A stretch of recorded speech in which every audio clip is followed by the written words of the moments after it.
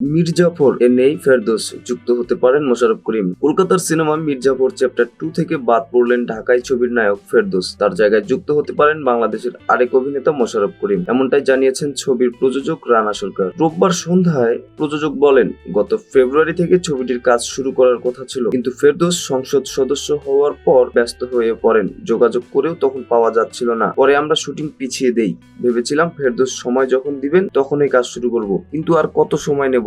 কিছুদিন ধরে যোগাযোগ করে তাকে পাচ্ছি না, ফোন ফেসবুক কোথাও নেই তিনি, তাই বাধ্য হয়ে তাকে বাদ দিয়েছি। তবে ফেরদৌসকে বাদ দেওয়ার সঙ্গে বৈষম্য বিরোধী ছাত্র আন্দোলনের সম্পর্কের বিষয়েও ইঙ্গিত দিয়েছেন এই প্রযোজক। তিনি বলেন, আমরা জেনেছি বাংলাদেশের ছাত্রদের এই আন্দোলনে ফেরদৌসের কোনো ভূমিকা ছিল না, বরং ছাত্রদের বিপক্ষে তার অবস্থান ছিল। এখানে একটি পাবলিক সেন্টিমেন্টের ব্যাপার আছে, কারণ আমরা ছবিটি দুই বাংলায় মুক্তি দিতে চাই, সেভাবেই চিত্রনাট্য করা। এখন এই ছবিতে ফেরদৌস থাকলে বাংলাদেশের মুক্তির পর খারাপ প্রভাব পড়তে পারে। শুধু তাই নয়, এই আন্দোলনে যেসব তারকা বিপক্ষে বা চুপ ছিলেন তাদের কাউকেই এই ছবিতে নিতে চান না প্রযোজক। ফেরদৌসের বিকল্প বাংলাদেশ থেকে কে হতে পারেন জানতে চাইলে রানা সরকার বলেন, মোশাররফ করিমও হতে পারেন। তাকে তো দেখলাম ছাত্রদের আন্দোলনের সমর্থন দিয়ে মাঠেও নেমেছিলেন। তাছাড়া দারুণ একজন অভিনেতা, কলকাতার অনেকগুলো ছবিতে কাজ করেছেন তিনি। তার সঙ্গে এখন আমরা কথা বলতে পারি, দেখা যাক কি হয়। এদিকে সরকার পরিবর্তনের পর আওয়ামী লীগের অনেক মন্ত্রী ও সংসদ সদস্যের মতো ফেরদৌসকেও প্রকাশ্যে দেখা যাচ্ছে না। কলকাতার সিনেমা থেকে তার বাদ পড়া নিয়ে মন্তব্য জানতে যোগাযোগ করা হলে তার মুঠোফোন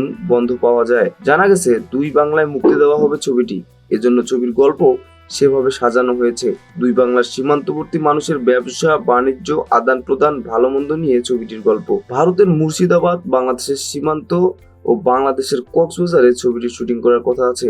ছবিতে বাংলাদেশ থেকে অভিনয় করছেন জিয়াউল রোশন সহ আরো কয়েকজন। কলকাতা থেকে আছেন শ্রীলেখা মিত্র, শ্রাবন্তী চট্টোপাধ্যায়, সৌরভ দাস, প্রিয়াঙ্কা সরকার প্রমুখ।